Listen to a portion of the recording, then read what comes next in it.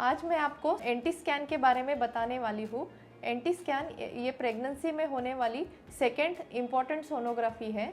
Anti scan कब होता है, कैसे होता है, क्यों करना पड़ता है, इसका इम्पोर्टेंस क्या है, आज के वीडियो में मैं आपको बताने वाली हूँ। मेरा नाम है doctor Neeta Naravane.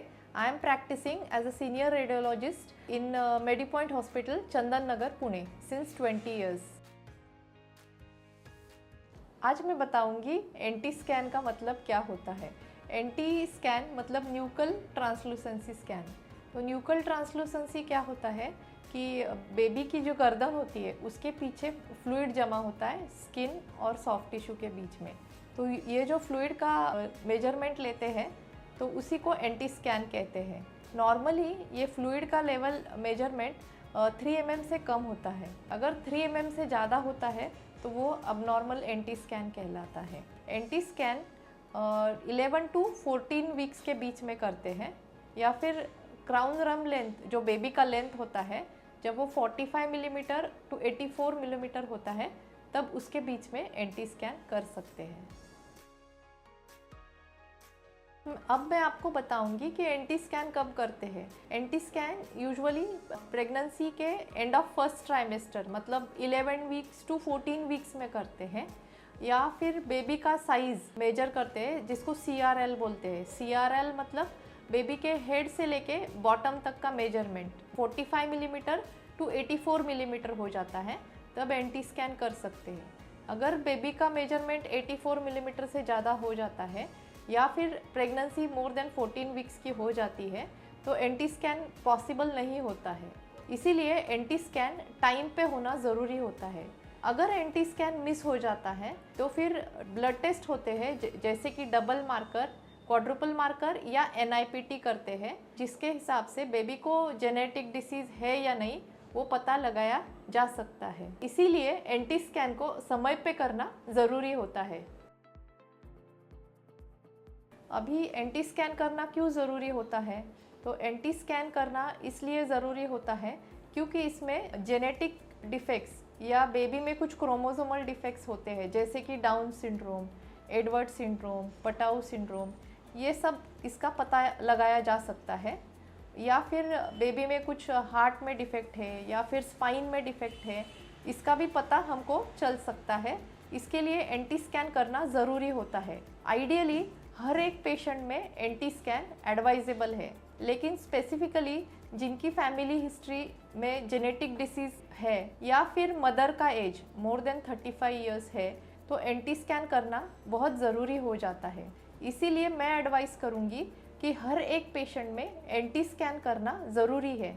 Anti scan में एंटी का मेजरमेंट लेते हैं तो एंटी का मेजरमेंट का normal value for 11 weeks up to 1 mm आता है, for 12 weeks up to 2 mm आना चाहिए और 13 to 14 वीक्स में अप टू 3 mm आना चाहिए। अगर उससे ज़्यादा आता है तो इसका मतलब है कि एंटी का रीडिंग अब नॉर्मल है। साथ ही साथ एंटी स्कैन में बहुत सारी बातें भी देखते हैं जैसे कि नेज़ल बोन एब्सेंट है या फिर स्मॉल साइज़ का है। इसके साथ ही डक्टस विनोसस नाम का एक ब्लड वेसल है, उसका पैटर्न देखते हैं। साथ ही में यूटेराइन आर्टरी जो कि मदर से बेबी को ब्लड सप्लाई जाता है उसका भी पैटर्न चेक करते हैं। फिर इसके अनुसार बाद में मदर का BP प्रेगनेंसी में बढ़ने वाला है या नहीं उसका अंदाज़ा लगाया जा सकता है। साथ ही में एंटी स्कैन में हम लोग प्लासेंटा का पोजीशन, बेबी के सराउंडिंग जो फ्लूइड है उसका अमाउंट नॉर्मल है या नहीं, ये बाकी चीज़ें भी देख सकते हैं। अगर एंटी स्कैन अबनॉर्मल आता है तो फिर आगे क्या करना है? अगर एंटी स्कैन अबनॉर्मल आता है तो उसमें डरने की कोई बात होती नहीं है, क्योंकि NT scan is just a screening test. Screening test मतलब इसके सिर्फ एंटी स्कैन के ऊपर कोई भी मेजर डिसीजन नहीं लिया जाता है। एंटी स्कैन अबनॉर्मल आ गया तो फिर आगे के कुछ टेस्ट आपको डॉक्टर एडवाइस करेंगे जैसे कि डबल मार्कर या फिर NIPT। NIPT का मतलब है नॉन इन्वेजिव प्रीनेटल टेस्टिंग। तो ये जो दोनों टेस्ट है ये मदर के ब्लड टेस्ट होते हैं।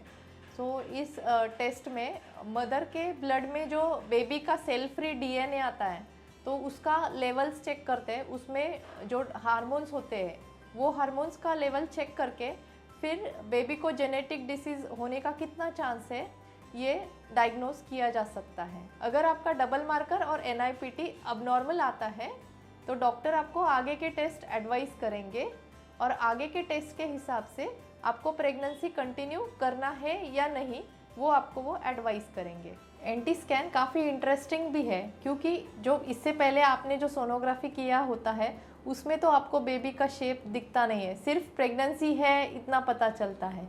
लेकिन एंटी स्कैन में आपको एक्चुअल शेप दिखेगा, हेड दिखेगा, बेबी के हाथ और पैर दिखेंगे, हार्ट बीट ब्लिंक होता हुआ दिख जाएगा, बेबी का स्टमक दिखेगा, बेबी का नोज़ दिख जाएगा। इसलिए आप भी जब as a mother NT scan में सोनोग्राफी देखोगे तो आपको पता चल जाएगा कि आपका बेबी कैसे ग्रो हो रहा है। जब मैं यहाँ पे एंटी स्कैन करती हूँ तब जब पेशेंट्स सोनोग्राफी देखते हैं तब वो बेबी का शेप, बेबी का मूवमेंट्स या फिर बेबी का हार्ट बीट देख के बहुत ही एक्साइट हो जाते हैं और खुश हो जाते हैं।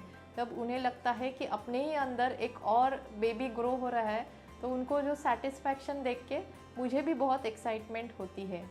आज मैंने एंटी स्कैन के बारे में आपको जो भी बताया, होपफुली आपके सब डाउट्स क्लियर हो गए हैं। अगर और भी कुछ डाउट्स हैं तो आप कमेंट सेक्शन में मुझे आपके क्वेश्चंस पूछ सकते हैं। Thank you.